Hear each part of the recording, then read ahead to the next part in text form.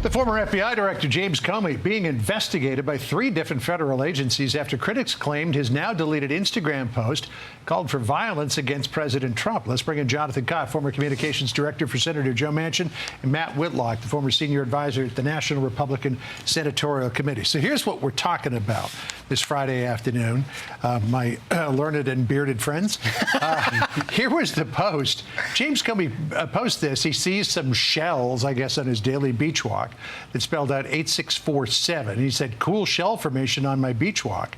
And then after he got a raft of you-know-what about it, he deleted that and posted this. He said, I posted earlier a picture of some shells I saw today on a beach walk, which I assumed were a political message. I didn't realize some folks associate those numbers with violence. It never occurred to me, but I oppose violence of any kind, so I took the post down. What the heck, Jonathan? I've thought James Comey was a jackass since 2016, so I'm happy that my Republican friends are hopping on board this train.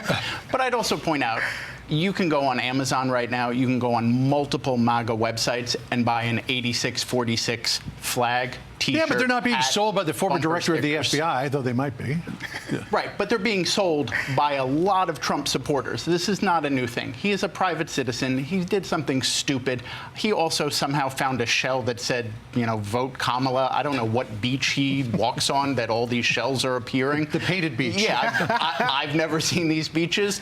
But look, he's an idiot. He'll get a visit from multiple law enforcement agencies. And look, he's trying to sell a book. My guess is it's not going to do too well, but that's what he was doing. Uncharacteristically harsh words from Jonathan. I gotta say, I think one of the most bipartisan things in Washington might be let's all find a new beach for Jim Comey to go to where there's less political messages and he can ride off into the sunset. I hear this and I just think the FBI director knows exactly how people are going to interpret this. You know, I agree with people who say 86 can mean a lot of different things, throw out rotten eggs, things like that. But when it comes from the former FBI director and when the target is someone who has been targeted with multiple assassination attempts, he knew exactly how people were going to interpret this. His goal is, as John said, to sell a few more books to the wine mom audience who normally is watching The View and things like that. And I think, you know, maybe this will juice it a little bit, but I think that the resistance energy is just starting to kind of dissipate. And so I think we all agree, let James Comey ride off into the sunset and, you know, maybe just spend a little less time on social media. People do fondly remember the 86 Mets, though. It's my only chance, as a Mets, Jets, and Knicks fan, it's my only championship. You guys got to take what you can get. Well, here's what Donald Trump said about it to our Brett Baer. Listen here. He knew exactly what that meant. A child knows what that meant. If you're the FBI director and you don't know what that meant assassination. And it says it loud and clear. Now, he wasn't very competent, but he was competent enough to know what that meant. All right, so a nearly twice assassinated president, obviously, is going to take exception to this. I want to move on to Bruce Springsteen, because there he was in Manchester, England, and decided to take time out from performing his music to talk a little about politics. Listen here.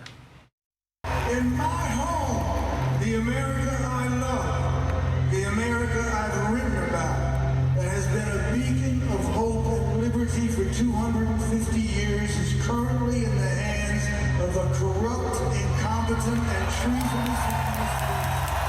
Well, I guess so much for politics ending at the water's edge. The president's overseas, and Springsteen does that.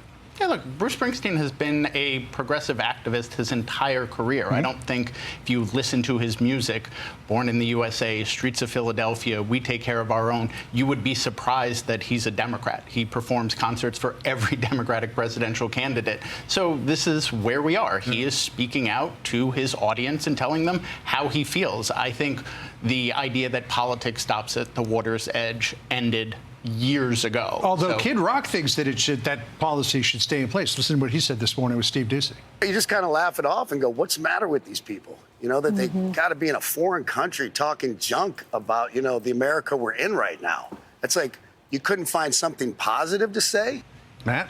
Bruce, I gotta agree with the point that it breaks my heart for the guy who sings Born in the USA to go to the UK and trash our president, but also just the state of domestic politics. And I also think it's very rich to go to the UK and complain about our civil rights circumstances. In the UK right now, every month, 1,000 people are being arrested for things they're posting online. And it's not hate crimes, it's not threats, it's things they're sharing in messages on WhatsApp about their kids' schools, things like that. So I think that's rich. rich, and I think that a lot of people would enjoy Bruce's concerts more if he went back to his roots of focusing on the music, let the lyrics of his songs tell the story, but don't try and give these scripted speeches that are just so uncomfortable. Yeah, just play the music. Just make the coffee. Just play the music. I'm going to see him in Germany on June 27th. I hope he's still rocking. Can you imagine this speech in Germany? Oh, yeah. Wow. Even less civil rights. Who's opening for him? Ein Stürzen de Neubauten? I hope nobody. Thanks, gentlemen. Good to see you. I'm going to work with the beard for next time. Yes. Thanks, John. Hey, it's Will Kane. Click here to subscribe to the Fox News channel on YouTube. It's the best way to get our latest interviews and highlights. And click to subscribe to the Will Kane podcast for full episodes right now.